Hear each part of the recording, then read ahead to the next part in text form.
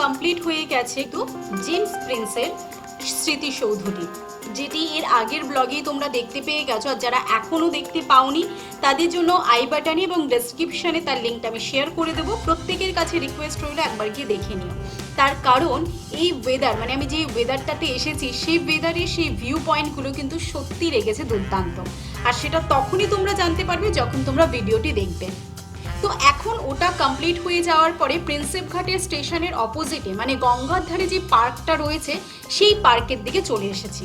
এখানেও কিন্তু ফটোশ্যুটের অনেক সুন্দর সুন্দর জায়গা রয়েছে, সেটা তোমরা দেখতে পাবে আর একটু পরে। সামনে যে ভিউটা তোমরা এখন দেখতে পাচ্ছ সত্যি এই জায়গাটা কিন্তু অনেক সুন্দর। সামনেই রয়েছে গঙ্গা আর তার ওপর থেকে উঠে গেছে বিদ্যাসাগর সেতু। এই গরমের মধ্যে বিকেলের দিকে মৃদুমন্দ বাতাস আর এখানে বসে একটু একাকী সময় কাটানো সত্যি ভাবাই যায় না। সে যাই হোক, সকাল হোক বা সন্ধ্যে যে কোনো সময় কাটানো যেতে পারে। দেখো একটু আগেই যেমন ফার্স্ট ব্লগে তোমরা দেখেছিলে বর্ষা রানী কিভাবে আমার হাত ধরে রেখেছিল, সে একদম প্রমিস করে নিয়েছে আজকে কিছুতেই আমার হাত ছাড়বে না। এটা কিন্তু খুব ভালো জিনিস, তার কারণ কেউ যদি ভালোবেসে হাতটা ধরে তো তার হাতটা ছাড়াটা ঠিক নয়। সে যাই হোক, বর্ষা রানী যখন আজকে আমার হাতটা ধরেছে তো তাকে নিয়েই থাকবে আমার আজকে ফুল ব্লগ। আর তার সাক্ষী থাকবে তোমরা সকলে। তোমরা হয়তো অনেক ব্লগেই দেখেছো এই প্রিন্সেপ ঘাট বা এই পার্কটি, বাট বর্ষার দিনে এর সৌন্দর্য কীরকম থাকে সেটা নিশ্চয়ই কোনো ব্লগে দেখোনি। আর সেই ইউনিক কনসেপ্টটাই থাকছে আমার আজকের ভিডিওতে। থ্যাংক ইউ বর্ষা রানী, তার কারণ আজকের এই ইউনিক কনসেপ্টটা গিফট দেওয়ার জন্য। আশা করি তোমাদের এই ভিউটা অবশ্যই ভালো লাগবে। আর যদি ভালো লেগে থাকে তো তোমরাও কিন্তু বর্ষা রানীর মতন আমার সাথ ছিল না। ভিডিওটি ভালো লাগলে অবশ্যই লাইক করো, প্রত্যেকের সাথে শেয়ার করো। আর চ্যানেলের নতুন ফ্রেন্ড হলে আমার চ্যানেলটিকে সাবস্ক্রাইব করতে ভুলো না। চলো এবার দেখি সামনের ভিউ পয়েন্টটা। এই যে নৌকোগুলো রয়েছে, ভেবেছিলাম নৌকোতে একটু ঘুরখানের ফেয়ার রয়েছে 430 মিনিটসের জন্য, বাট এই বর্ষার সময় বা যেভাবে বৃষ্টিটা হচ্ছে সেই সময়টা ঘোরাটা ঠিক নয়। তো সেই সেফটির কথা ভেবেই আর চললাম না। কোনো একটা সময় অবশ্যই আসবো, একবার ঘুরবো, সমস্ত কিছু তোমাদের সাথে শেয়ার করবো। চলো এবার একটু সামনের দিকে এগিয়ে যাই, কারণ সামনে রয়েছে আরো অনেক অনেক জায়গা। দেখাতে দেখাতে অনেকটা সময় কেটে যাবে। আর যেহেতু আজকে আমি তোমাদেরকে বলেছিলাম যে আজকে অনেক কটা জায়গায় ঘুরবো, তো তার জন্য একটু তাড়াতাড়ি তো ঘুরতেই হবে। চলো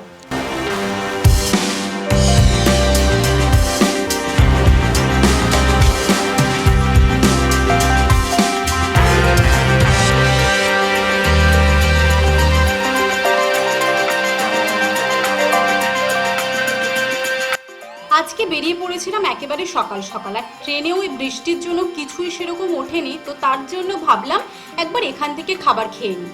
পাও ভাজির প্লেট ছিল 150 রুপিস, আর তাও দেবে 1 পিস পাও।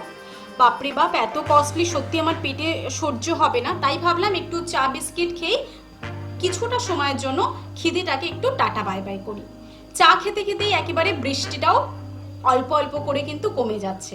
আর বৃষ্টি কমার পরেই আকাশ জুড়ে আবার সূর্যি মামার আগমন। অসাধারণ সেই ভিউটা। হ্যাঁ, এই ভিউটারই ওয়েট করছিলাম অনেকক্ষণ ধরে। ভাবছিলাম কমবে না বৃষ্টিটা, বাট ফাইনালি কমে গেছে। আর বৃষ্টি কমার সাথে সাথেই তোমাদের সাথে শেয়ার করব সেই দুর্দান্ত দুর্দান্ত কিছু অ্যাঙ্গেল।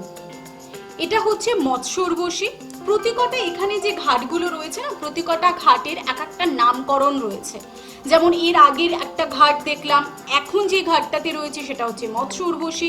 এখানে প্রতিকটা ঘাটেরও কিন্তু খুব সুন্দর সুন্দর নাম রয়েছে। আগে যাব, সেখানেরও কোনো না কোনো ঘাট দেখতে পাবো আর শেয়ার করব সেই সমস্ত জিনিসগুলো। বেশ ভালো লাগছে কিন্তু। আর এখানে প্রতিকটা ঘাটেরই কিন্তু ফটোশ্যুটের জন্য একদম দুর্দান্ত একটা জায়গা। আমাদের সামনেই রয়েছে আরও একটা ঐতিহাসিক প্লেস, সেটা হচ্ছে গোয়ালিয়র মনুমেন্ট। এটাও কিন্তু বেশ ঐতিহাসিক একটি জায়গা। 1843 সালে ব্রিটিশ সেনারা শেষ অভিযান চালায় এই গোয়ালিয়র রাজ্যে, এবং সেই যুদ্ধে অনেক সেনাবাহিনী নিহত হয়েছিল। এবং সেই সেনাদের উদ্দেশ্যেই তখনকার গভর্নর 1847 খ্রিস্টাব্দে ইসলামিক স্থাপত্য এবং ইউরোপিয়ানদের মেলবন্ধনের জন্য নির্মাণ করেন এই গোয়ালিয়র মনুমেন্টটি। কত পুরনো আবিষ্কার ভাবো, তাই না?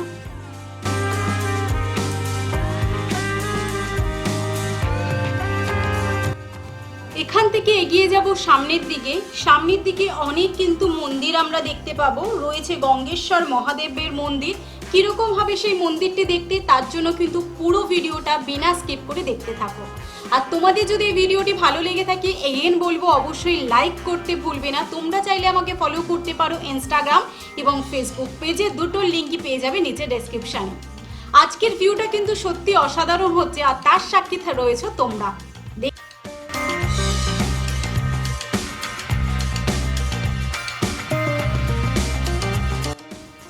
সামনের আকাশটা দেখে পুজোর কথা মনে পড়ে গেল। আর মাত্র কয়েকটা দিন, শরতের সময়ও কিন্তু আমরা এই ধরনেরই আকাশ দেখতে পারি। সারা আকাশে পেজা পেজা মেঘের সাথে দুর্গা মায়ের আগমন, আর সেই জিনিসটাই ফিল হচ্ছে আজকে এখানে এসে। এরকম সুন্দর সুন্দর অনেক দৃশ্যই তোমরা দেখতে পাবে ফুল ভিডিওতে, তার জন্য বিনা স্কিপ করে ফুল ভিডিওটা দেখতে থাকো।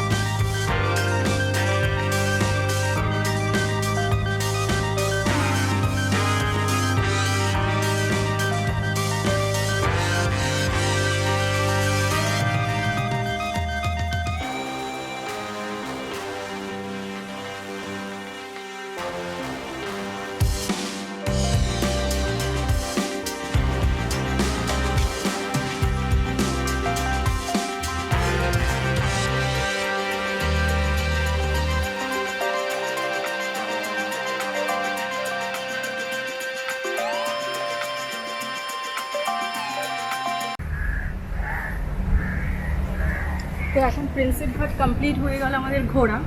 এবার যাচ্ছি আরও একটা জায়গায়, সেটাও দেখবো উইন্টার সিজন আর সামার সিজনের মধ্যে ডিফারেন্টটা কী আছে। তার কারণ উইন্টার সিজন হচ্ছে প্রপারভাবে একটা ঘোরার, মানে যেহেতু ওয়েদারটা অনেক ভালো থাকে সেহেতু ঘোরার দিক থেকে খুব কমফোর্টেবল একটা ওয়েদার থাকে। বাট এই সামার সিজনে যেই ওয়েদারটা রয়েছে, গরম যতটা রয়েছে, সেই অনুযায়ী সেই ভিজিটিং প্লেসটা কতটা ভিড় রয়েছে।